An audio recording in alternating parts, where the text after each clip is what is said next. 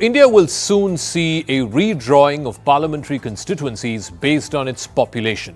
Now, we don't know exactly when it's going to happen. It could be a few years from now. It is called the delimitation exercise. It happens once every 20 years or so. And that delimitation exercise has become the latest flashpoint between southern Indian states and the BJP-led centre. Leading the charge is Tamil Nadu Chief Minister MK Stalin, who's called for an all-party meeting next week to discuss this issue of delimitation.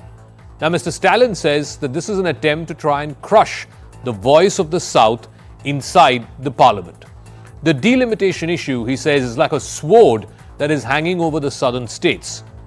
But today, Union Home Minister Amit Shah, who was also in Tamil Nadu, incidentally, he was in Coimbatore, he dismissed those fears and apprehensions as asserted by the Tamil Nadu Chief Minister.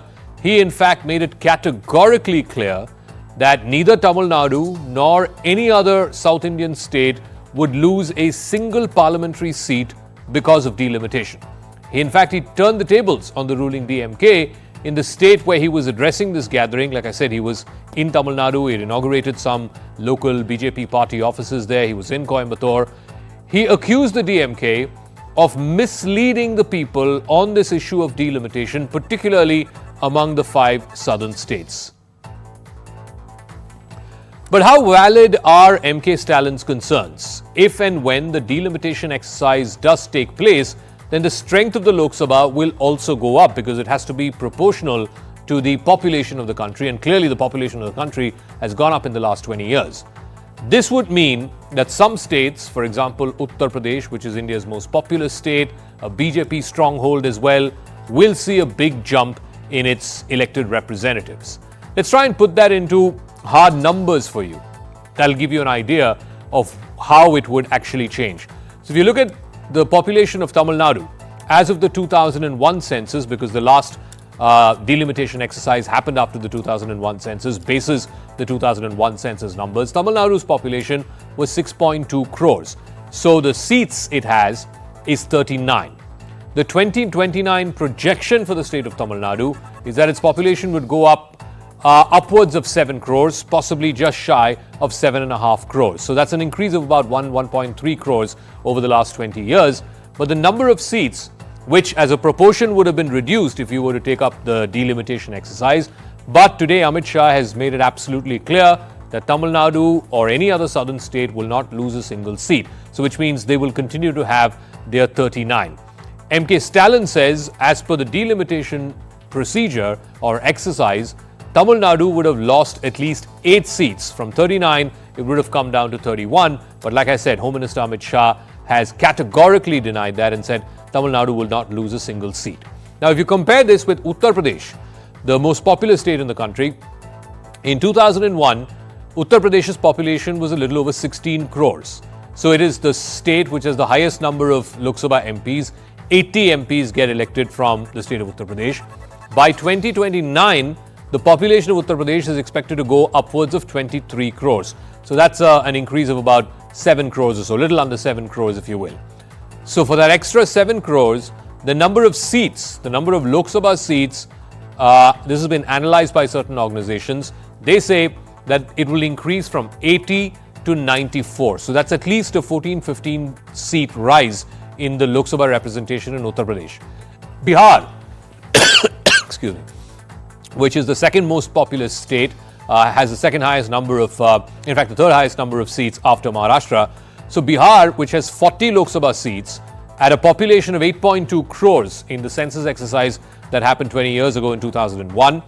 If the census exercise is to happen in the next few years, and by the 2029 projection of the population of Bihar is expected to go up to 12.5 crores. And at that population, the projected seat increase in Bihar goes from 40 to 51. So this is where the southern states are saying that as a proportion, their number of seats, even if it's frozen at 39 for Tamil Nadu, 20 for Kerala, 28 for Karnataka, as a proportion, it will be relatively less compared to the North Indian states because they, population has exploded in these states in the last 20 years and they are being rewarded for that population explosion. But Is there merit in this, even after what Mr. Amit Shah has said today? Let's listen in to the various sound bites, and then we will go across. அழைக்க முடிவு செஞ்சு இன்றைக்கு நாங்கள் அவர்களுக்கெல்லாம் கடிதம் அனுப்ப போறோம். தொகுதி மறுசீரமைப்பு பேர்ல தென்னிந்தியாவுடைய தலைக்கு மேல ஒரு கத்திய தொங்கிக்கிட்டு இருக்கு. எல்லா வளர்ச்சி குறியீடுகள்லையும் முதன்மை மாநிலமாக இருக்கக்கூடிய தமிழ்நாடு கடுமையா பாதிக்கப்பட்டிருக்கு. ஒன்றிய அரசு 2026 ஆண்டுல மக்களவை தொகையுடைய எண்ணிக்கையை மறுசீரமைப்பு செய்ய போறாங்க. பொதுவாக இதெல்லாம் மக்கள் தொகையை கணக்கிட்டு தான் செய்யப்படுது. மக்கள் தொகை கட்டுப்படுத்தல் என்பது இந்தியா நாட்டுடைய மிக முக்கியமான இலக்கு. அந்த இலக்கை பொறுத்த வரைக்கும் நம்ம தமிழ்நாடு வெற்றி பெற்று இருக்கு. அது எல்லாருக்கும் தெரியும். कि मोदी जी ने निश्चित रूप से आपके सभी हितों की रक्षा कर डीलिमिटेशन में आपका एक भी सीट प्रोरेटा कम न हो और जो बढ़ोतरी होगी इसमें उचित हिस्सा दक्षिण भारत के राज्यों को भी मिलेगा. इसमें कोई शंका रखने की जरूरत नहीं है.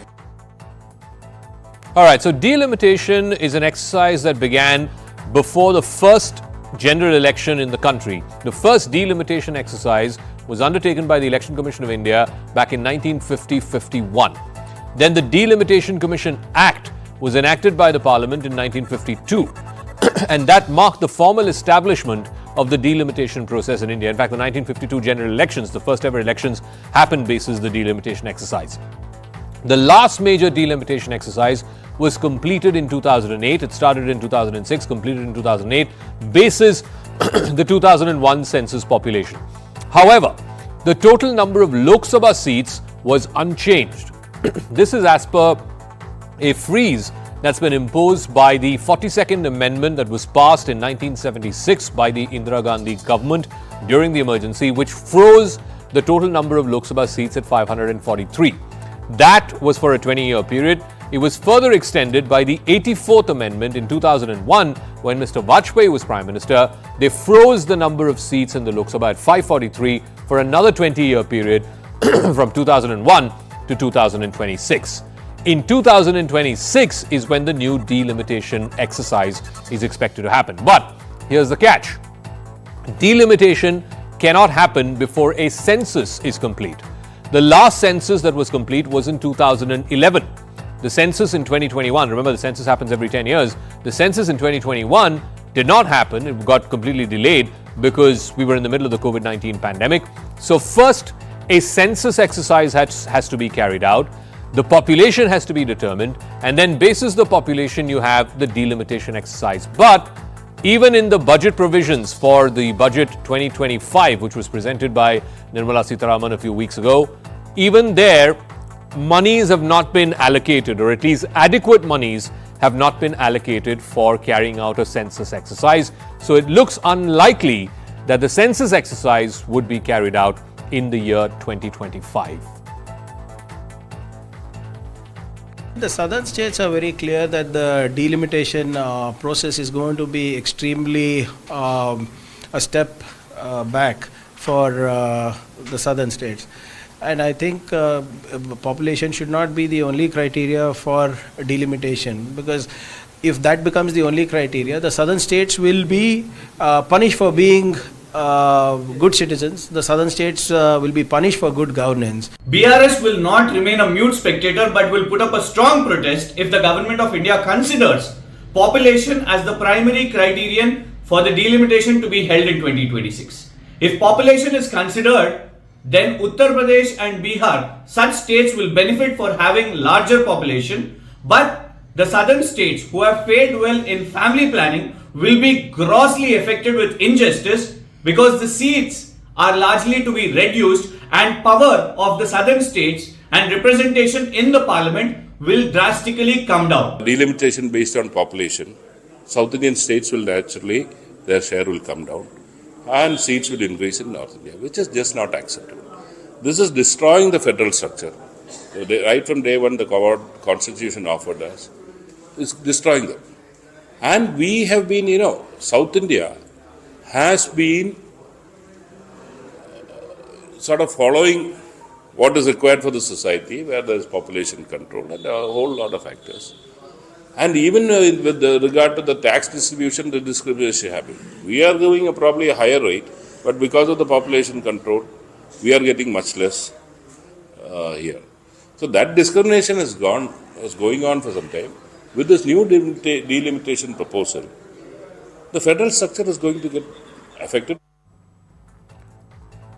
Now, so this wouldn't be the first time that the Tamil Nadu government has targeted the centre. Delimitation debate is the latest in a series that's been running through, particularly in the last few months. And it leaves you wondering if the protest that's been launched by the opposition in Tamil Nadu, the DMK and other parties which have joined the bandwagon, is actually a political strategy. Remember, Tamil Nadu goes to polls early next year, early 2026. Just a few days ago, the Stalin government had accused the centre of imposing Hindi in the state via the national education policy. Now remember, the national education policy encourages what is called the three-language formula, whereby it is English plus two native Indian languages, one of which could be Hindi, but it doesn't impose that it has to be Hindi, but it just says two native Indian languages. The ripples of that continue to dominate the political discourse. Today, TVK, the new entrant of actor Vijay, the new political entrant in the state, they were celebrating their one-year anniversary, and he too has waded into this whole language debate. He's chastised both the DMK as well as the BJP on this issue of Hindi imposition. மும்மொழி கொள்கை இதை இங்க செயல்படுத்தலைன்னா இந்த கல்விக்கான நிதியை நம்மளுடைய மாநில அரசுக்கு கொடுக்க மாட்டாங்களாம். இந்த எல்கேஜி யூகேஜி பசங்க சண்டை போட்டுப்பாங்க தெரியுமா, அந்த மாதிரி.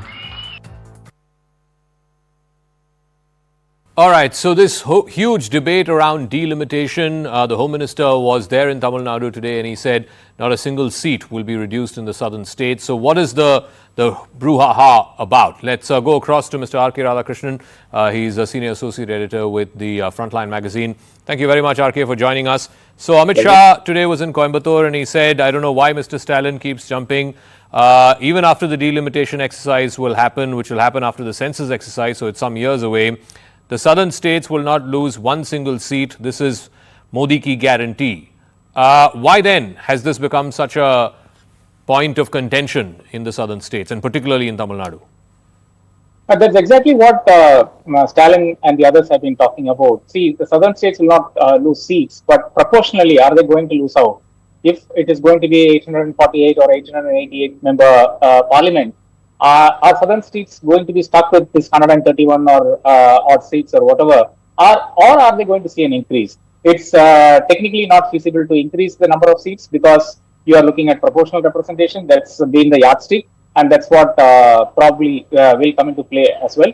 So the southern states have basically been asking, and Stalin has pointed this out, is that if UP can increase from, say, the current state to say about 145 or 150, and Bihar nearly double from 40 to 79, how is it fair that Tamil Nadu goes and gets another 8 or 10 seats and Kerala stays at 20 seats itself? And that is the worry, actually. Yeah. So it's not just the the issue of delimitation or the debate around delimitation. Stalin has taken a pretty strident position when it comes to the two-language formula and the national education policy, on the NEET face-off, on the Kachativu issue. What is he trying to do politically speaking? Because clearly he has one eye on the elections that are due next year. Yeah, very true. I mean, he is basically trying to ensure that political parties which are not aligned in the same ideology that he is at this point of time lose out majorly in Tamil Nadu. Because whether it is two-language or whether it is the delimitation or any of these other things, Kachativu and all of that, Tamil Nadu seems to have taken a stand that what DMK is doing is right, and ADMK is on the same page. Now, Stalin has convened a meeting on this delimitation issue on March 5th, and he has extended an invitation to every single political party, not every single political party represented just in the assembly, every political party. So you will have Vijay, who is supposed to take a stand on that, ADMK, which will have to necessarily come to that meeting and make statements on that, and you will finally see that only BJP is isolated in the state, because even Congress, the local Congress leadership has said that what the BJP is trying to do, or the government which is trying to do, is completely autocratic. So I think Stalin is trying to say that every single political party is on the same page. Now we have the advantage. We are in government, so why do you want to vote for anybody else? We are there to protect your rights. I think that seems to be the line. All right, R.K. Radhakrishnan, we'll leave it at that. Thank you very much for joining us and putting that issue into perspective for our viewers. Thank you.